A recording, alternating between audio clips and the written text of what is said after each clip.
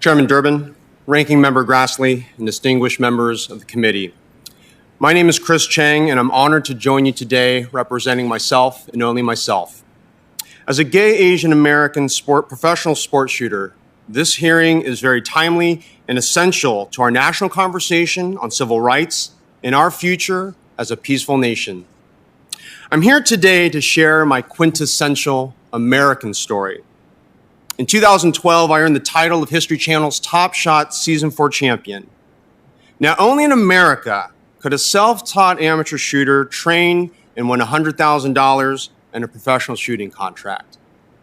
After this, I quit my job at Google and switched careers and focused on firearms, culture, and their role in American history. I earned a master's degree in policy studies from Middlebury College in 2006. Following my Top Shot win, I naturally wanted to research gun policy and history. But I was appalled to discover how gun control can be used as a tool of discrimination. While our Black brothers and sisters have arguably experienced the most negative impacts of gun control through structural racism at the hands of the government, Asian Americans have also been negatively impacted. I will share two examples.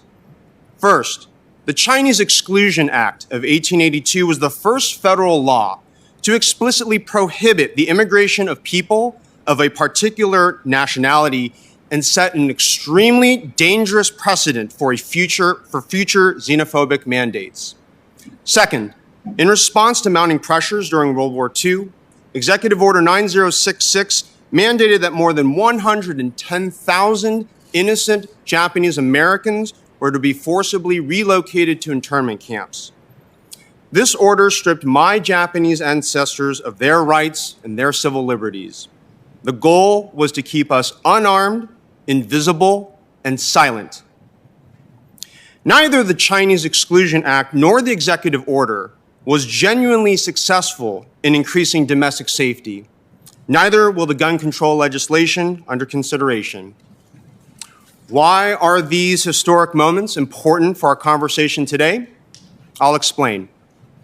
With a 149% increase in anti-Asian American violence over the past year, Asian Americans are flocking in droves to buy guns, many seeking to purchase their first firearm.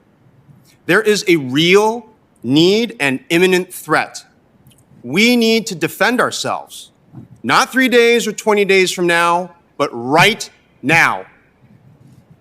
I encourage people to be their own first responder because there is no guarantee that help will arrive in time. Universal background checks will not help.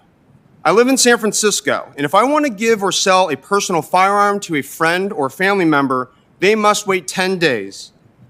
There should not be a timer delaying when an American wants to exercise their Second Amendment right or any other individual right. Every year, millions of Americans legally purchase firearms. In comparison, only a few thousand criminals or mentally ill individuals acquire guns and commit homicide. Will you let the criminal minority take away the rights of the law-abiding majority, rights which are supposed to be guaranteed to us by our Constitution?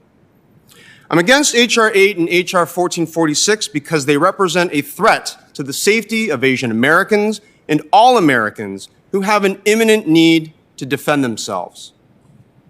Earlier, I spoke about the racist roots of gun control. But what's worse than systemic racist gun control policies? Poorly thought out gun control policies that will negatively impact Americans of all walks of life, all races, genders, and sexual orientations in America. I'll expand. I'm a gay American and have been happily married to my husband of 5.5 years.